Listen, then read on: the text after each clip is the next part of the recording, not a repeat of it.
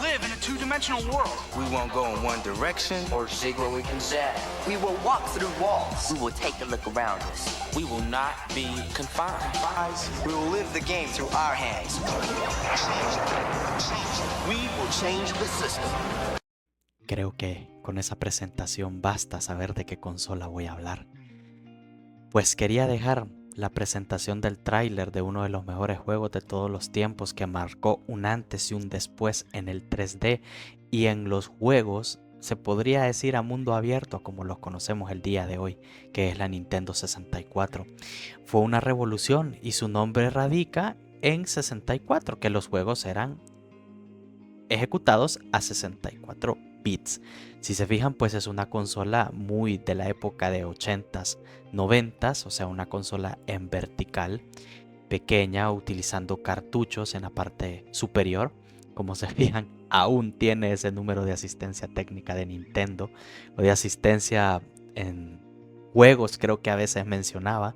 Ahí tiene el conector para AV video y el adaptador de corriente alterna.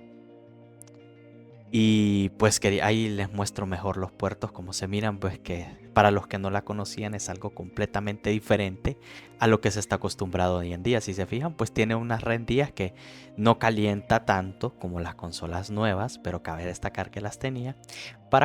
Tenía, pues Nintendo introdujo en esta generación de consola 4 controles. Y ahí están viendo la Memory Expansion. Esa memoria añadía 4 megas más a la memoria RAM del Nintendo 64. Ahí está el puerto, porque solo traía 4. Lo necesitaba para 3 juegos que ya se los voy a mencionar. Ahí está la Memory Expansion. Y habían genéricas también. Y esa es el Jumper Pack, que era la que traía. Tenía que utilizarse debido a que dicen que hacía un puente entre esa conexión y toda la consola. Pues y sin ella yo intenté correrla y pues no funcionaba. Entonces aquí se las muestro, o sea, un poquito así a perspectiva con la consola. Y la conexión, o se podría decir el agujero en donde va introducido, ¿verdad? Si se fijan, la Memory Expansion tiene su disipación ahí medio improvisada, pero esas son las 2 memorias que iban en la parte superior. Tenemos Donkey Kong 64, que lo utilizaba.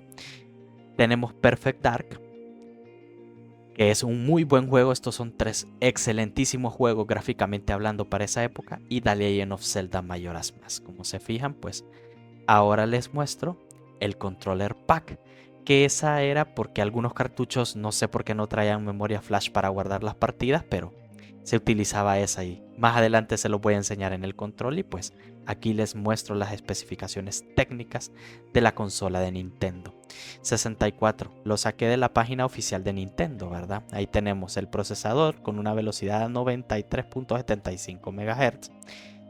Tiene un coprocesador que le podríamos decir gráfico en ese entonces, así les decían, y un procesador de píxeles incorporado. Por ende es que esta consola era sumamente complicado emularla, debido a que la arquitectura de las computadoras ha sido siempre la misma. Y si se fijan, pues estamos hablando de un CPU coprocesador, que le podríamos decir la GPU, teniendo un procesador de sonido gráfico y procesador de píxeles. Por ende, así igual que la Super Nintendo, podía tener esos sonidos, como por ejemplo Donkey Kong Country. Tenía unos sonidos que uno decía, ¿cómo es posible que en un cassette que agarra menos de 20 megas puedan estar un soundtrack tan, o sea, videos, cinemáticas? Y eso era lo que hacía la magia de la optimización y de la compresión de archivos. Y tenemos una velocidad de reloj de 62.5 MHz, ¿verdad? Completamente diferente. Por eso esta consolas un poquito más nuevas y potentes como el GameCube o la PlayStation 2, inclusive el Wii, algunos juegos no corren bien. Por esto mismo, ¿no? Tenemos ahora un procesador de imagen, como les digo, o sea, una arquitectura completamente diferente a lo que estamos acostumbrados. Un buffer Z con anti-aliasing, mapas interpolados, etcétera, ¿verdad? Todo a lo que estamos acostumbrados, ¿verdad? Que engloba todos los detalles y efectos gráficos. La memoria RAM aquí menciona que tiene 36M, imagino que son megabytes, con una velocidad de transmisión de 4.500 megabytes o megabits por segundo máximo. Esto lo saqué de la página de Nintendo, cabe destacar, pero les quería comentar que pues hasta donde yo entiendo y creo que todos conocemos, el Nintendo 64 trae 4 megas interno y si agregamos la Memory Expansion, agregamos 4 más, haciendo un total de 8 megas. Pero estas son las especificaciones que pone Nintendo, así que pues ustedes pueden consultarlo si gustan. Tenemos una resolución de 256 por 224 hasta 640 por 480 puntos, modo de desentrelazado sin parpadeo. Estamos hablando pues de que esto fue hecho para teles CRT. Estas eran resoluciones máximas, ¿verdad? Y pues era lo máximo que podía haber. Recordemos pues que más bien en los teles HD si conectamos, por eso es que se mira feo. Hace un reescalado de un reescalado de un reescalado y por eso distorsionan exagerado la imagen. Los juegos fueron diseñados para correr en ese tipo de teles, en ese tipo de pixeleado y formato de colores, no en el formato de los monitores o pantallas LCD o OLED a los que estamos acostumbrados hoy en día. Las dimensiones, pues ahí les pongo las dimensiones, que son 260 milímetros por 190 por 73 de alto. Pesa 1.1 kilos solamente. Y el color, pues ahí tenemos color reales de fotografía de 32 bits y una salida de video de color de 21 bits.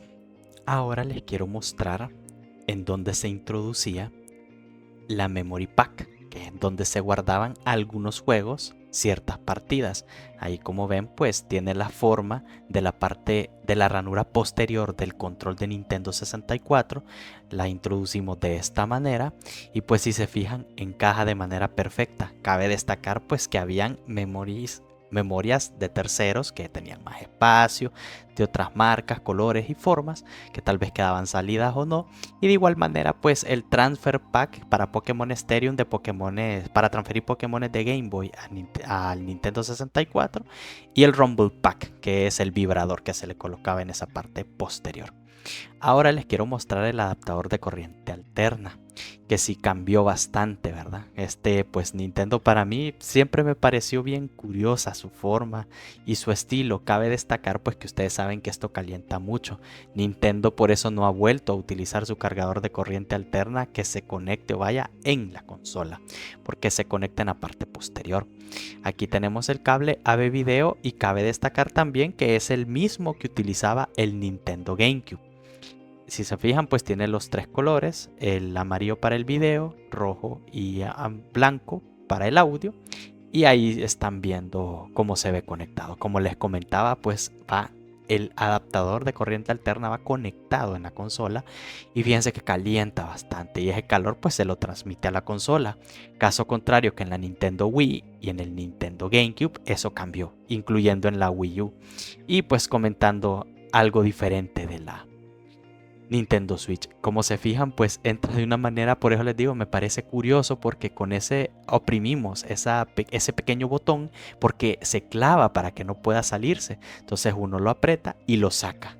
Entonces me pareció también una manera muy ingeniosa de evitar que pues por tirones hubiéramos tenido apagones inesperados en nuestra consola, pues inclusive si se hace eso, pues pudiera arruinar no solo nuestra consola, sino un cartucho.